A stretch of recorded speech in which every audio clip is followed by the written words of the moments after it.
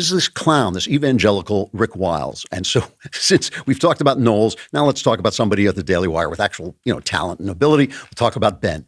Rick Wiles is an evangelical. He has, I guess it's a website or a TV station that's not getting enough money. People aren't sending him enough money for his evangelical station. And so who does he blame? He blames Ben because the Daily Wire is doing well. Right, the Daily Wire is getting money, and he says, why are people sending money to that evil, evil Ben Shapiro? This is one of the most remarkable pieces of video I have ever seen. You really have to, if you missed this over the weekend, you got to take a look. Ben Shapiro denies the deity of Jesus Christ. I've heard him say this before. That's right. What I'm shocked by is that there are millions of conservatives in this country, including Christians, who support him. Yeah, go gaga over him. Yes. They'll buy his books. They'll boost his career. Yes. That makes him an antichrist. Yes. All right.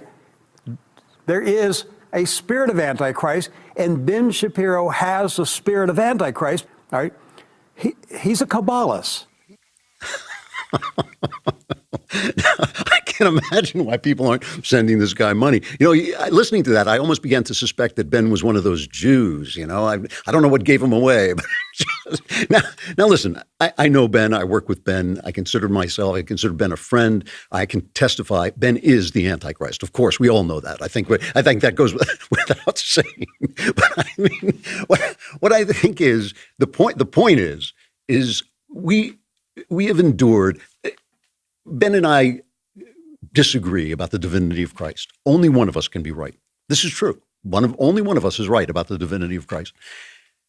Why don't we just put a rag in our teeth and have a knife fight and settle it that way, right? Because for centuries, that's what people did. For centuries, they came. If you believed in a different God, they came and they beheaded you, or they rode their horses into your field and set you on fire.